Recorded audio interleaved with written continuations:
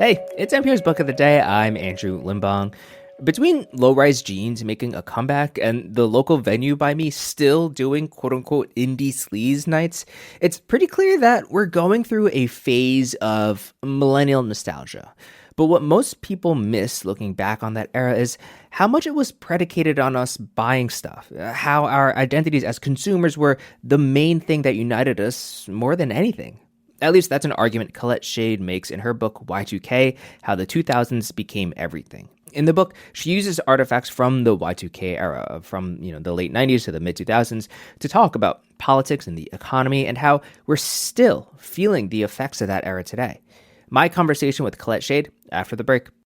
This message comes from Noom, using psychology and biology to build personal meal plans to fit your lifestyle, taking into account dietary restrictions, medical issues, and other personal needs with daily lessons that are personalized to you and your goals. Noom's flexible program focuses on progress instead of perfection to help you build new habits for a healthier lifestyle. Sign up for your trial today at Noom.com.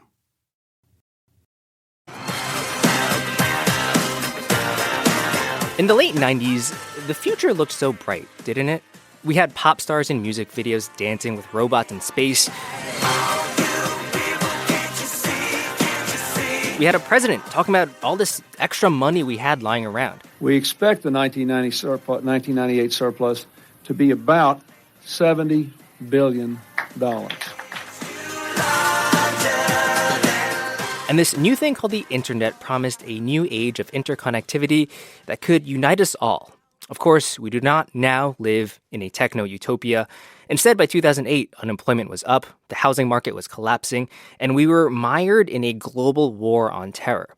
The writer Colette Shade calls these years, from 97 to 08, the Y2K era. In her new book, Y2K, How the 2000s Became Everything, essays on the future that never was, and she's here now to talk about it. Hey, Colette. Hi, Andrew. So, this book is much more than just millennial nostalgia.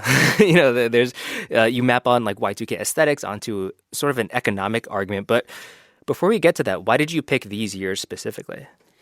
So I picked these years because these were the years where Americans, and I write as an American, saw themselves as not being political subjects any longer. And what I mean by that is that by 1997, you had a couple of years of the dot-com bubble inflating. You had this broad sense of optimism about the economy and technology. And there was this sense that all of these old political struggles that had happened in the past, be they against racism, sexism, economic inequality, Russia. Russia, labor versus capital, all kinds of wars, all of these things had been solved, and all we really needed to do was sit back, relax, invest in the stock market, and log on to the internet.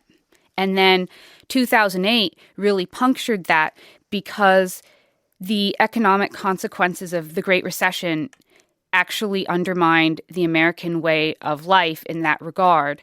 So because so many people lost their jobs and lost their homes, they could no longer say, my primary goal in life is to go shopping and be a homeowner. And so they started to search. And some of that searching brought people to more progressive politics like Bernie Sanders, but it also brought people to Trump and to conspiracy theories like QAnon. I think a lot of people would consider 9/11 to be either the end of an era or the beginning of a new one. But in your book, it acts more like a hinge point. I think that's fair to say. So how did 9/11 influence this Y2K era? 9/11 did not fundamentally change this understanding of the role of most people in America, in the sense that what were we told to do as our patriotic duty after 9/11? It was go shopping. It was get down to Disney World. And then we were told to buy all of these clothes that had American flags on them and put flags everywhere and put flags on our cars. And really, that wasn't ultimately that different from the shopping and pop culture centered lifestyle that was going on before 9/11. In the book, you talk about a number of artifacts from the Y2K era, some of which are still around, like Starbucks. Another cultural artifact that I'm really interested in is the H2 Hummer. And you talk about it as a way of addressing our attitudes towards climate change. Could you read part of the sections on page 145? The H2 summed up an entire way of thinking about the Earth and Americans' place on it, about the future and Americans' duty to it. The Hummer was an SUV without apology, without the fig leaves of safety ratings and seating capacity occasionally proffered by its more respectable peers. The Suburban, the Ford Expedition, the Chevrolet Tahoe, the Jeep Liberty, the Toyota Highlander. The Hummer's design and colorways were a flashy celebration of profligacy and violence. People who drove Hummers did so because they knew all about climate change and they didn't give a. If that's how we saw one side of the climate change debate, how did we, as a culture, see the other side, the people who drove Priuses or something?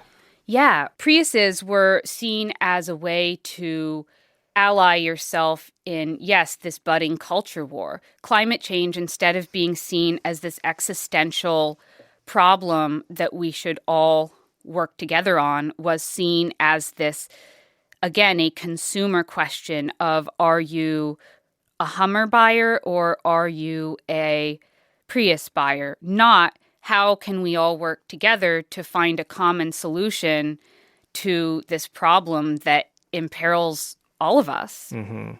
I think every generation thinks it is unique in some way. And so how did you gut check yourself while writing this book and ask, like, was this actually significant or was it just 15 at the time? Yeah, no, that's a great question. And I think that a big reason why I chose the form of the personal essay is that it allowed me a sense of uncertainty that I returned to throughout the book. I don't necessarily know how much of my yearning for the Y2K era is just nostalgia for being a teenager, being 10 years old, and how much of it was that things really were better. However, there are actual measurable statistics that you can use to say, by X measure, things have gotten worse. For example, the cost of housing as compared to inflation, or the severity and frequency of climate change-related extreme weather events. Though all of those things have gotten worse in a measurable way. But of course, when you talk about something like music, which, and to be clear, I'm not arguing that, the music I had as a kid was better than the music today, because there's lots of great music today. But I think that something like that, then you get into dicier territory because, that's all very subjective. Yeah. That was writer Colette Shade. Her book, Y2K, How the 2000s Became Everything, is out January 7th. Thanks, Colette. Thanks for having me, Andrew.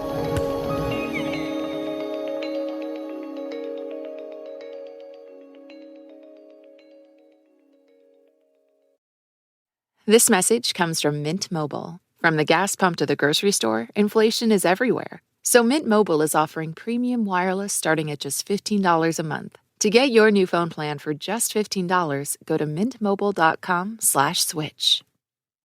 This message comes from Warby Parker. What makes a great pair of glasses? At Warby Parker, it's all the invisible extras without the extra cost, like free adjustments for life. Find your pair at warbyparker.com or visit one of their hundreds of stores around the country.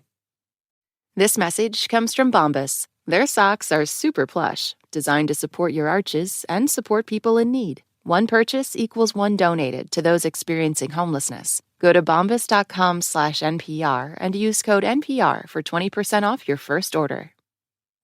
This message comes from Warby Parker. What makes a great pair of glasses? At Warby Parker, it's all the invisible extras without the extra cost, like free adjustments for life. Find your pair at warbyparker.com or visit one of their hundreds of stores around the country.